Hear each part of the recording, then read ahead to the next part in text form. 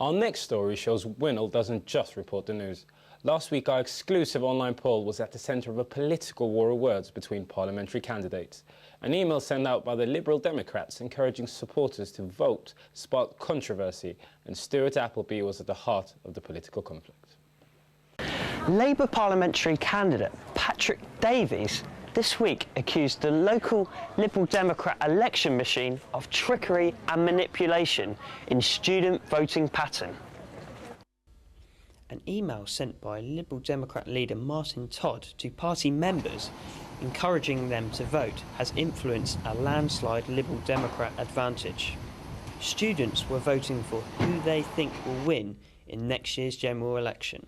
It's very easy to fake them by persuading a limited number of people to vote.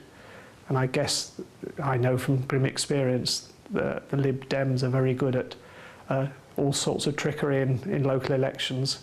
And if they know a poll is going on like this, they will simply get all their members to vote. Oh, I think the truth is Patrick should worry about policies. The reason people are not voting for Labour in Winchester and nationally is nothing to do with what he might think is trickery or anything like that. Winchester Conservative candidate Steve Brine, who has recently referenced the poll on his Twitter site, backs student involvement to play a big part in next year's general election. Though it appears the emergence of online political campaigning has never been more important. I'm not sure the Conservative vote's gone down. I think other votes have gone up, very sort of suspiciously in the space of an hour. But hey, that's polls for you, and who knows how that happened. Stuart Appleby, Winchester News Online. Now, finding mushrooms in student halls will not be too surprising, but the fungus found in the sinks at Erasmus Park isn't the type you'd buy in your local supermarket. We sent Madeleine Clippel to investigate. Students of the University of Southampton living at Erasmus Park in Winchester are campaigning against conditions of their halls. One of the residents of this house found mushrooms growing behind their sink. There were several rooms that were in states that people didn't want to move in because they were so shower didn't work, and it's only just been fixed after 8 weeks. I choose my friends or the swimming pool. They sent a lot of maintenance men up here, so they've been doing extreme amounts of general maintenance. Housing provider A2 Dominion did not want to give an interview, but in a statement they said, "We regret the students have come across a number of repairs, maintenance and cleaning issues requiring attention, and we would like to offer our sincere apologies. We have been working closely with the university to address the matters raised and have put in place an action plan." These issues have been going on for several years. This year there is more support from the students and local politicians like Martin Todd. If the problems remain, the students will take further action. Madeleine Clippel, Winchester News Online, Winnell. This year, Winnell has also covered stories from the heart of the local community. A controversial meeting in Stanmore saw local residents out in force to voice their feelings about students and their antisocial behaviour. Stuart Appleby was in the thick of it. Heated, intense and passionate, Stanmore residents gathered to debate community issues on Thursday. Representatives from the University of Winchester, the local police and the City Council were in attendance to discuss the growing amounts of students living in the Stanmore area year upon year. It's areas like this in Stanmore where the relationship between local residents and students occupying student accommodation has become strained. Antisocial behaviour and increased noise levels has disrupted the local community. How can these teething problems be solved? The university have ambitions to increase their numbers of students, but again, a great many will be sort of living out in the community, and that's bad news for Stanmore residents. These people will get very disillusioned. They spend a lot of time here tonight working hard to come up with ideas. It's now my responsibility and other agencies to go out there and deliver something for them. There's 250, 300 people here. I've never in the 16 years I've been here saw such a big turnout for a night like this.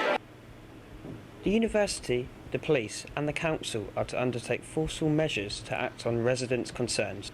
Stuart Appleby, Winchester News Online, Stanmore.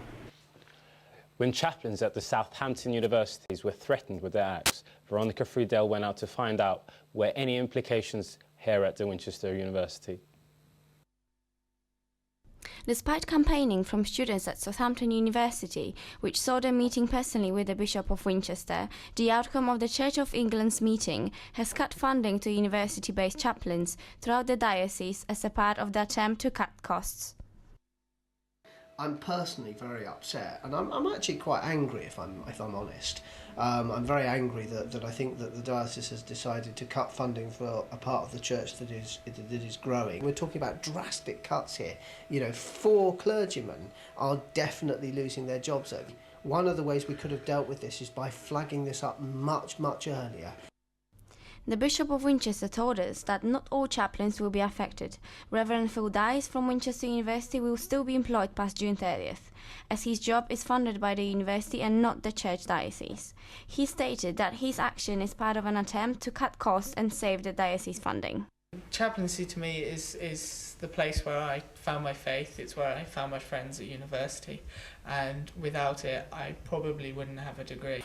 Everyone is welcome here for free cake and tea and all that kind of thing, and it's fantastic. You can just sit down and talk about absolutely nothing, or you can talk about absolutely everything, and it's like a family. If we lose it, it'll be a great loss to the university and to everyone here. Veronica Friedel, Winchester News Online in Southampton.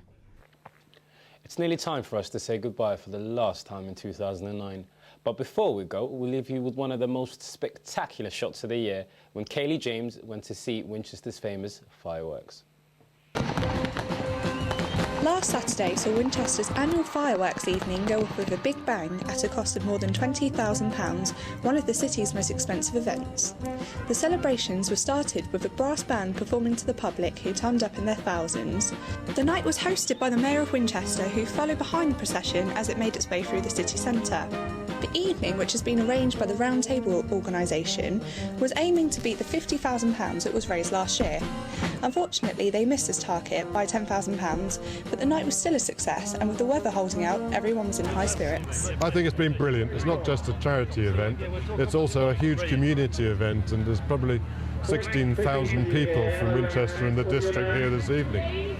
It's a huge event. It's the biggest fundraising event that we have in the city every year, and it raises somewhere around about 30,000 at the moment. We're delighted to have it here and very grateful to the Round Table for producing it for us.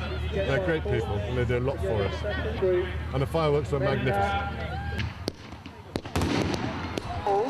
Also asked by the Round Table to come down and help with the festivities was Julian Clegg from BBC Radio 7's breakfast programme. Well, I was very flattered to be asked by Round Table to come and launch the procession through Winchester, and it's the first time I think I've ever walked behind the band as the front with the Mayor, who we've just spoken to, which is a great honour. And to see all the streets lit up with people's handheld torches was a real experience. The Round Table did a fantastic job. This evening saw over 20,000 people turn up to get involved, beating last year's record of 14,000. It's been really lovely, really enjoyed it this evening. I have really enjoyed this night. It's been amazing, and it's been so much better than last year. In total, the evening raised about £20,000, which will be shared amongst several local charities. This has been Kaylee James reporting for Winchester News Online. And that was Winchester News Online for 2009. On behalf of all of us at Winnell, I'd like to take this opportunity to thank every single one of you for watching and have a very Merry Christmas. Also remember to tune in for next year, where we'll be once again live at 5 with the finest in student reporting. Good night.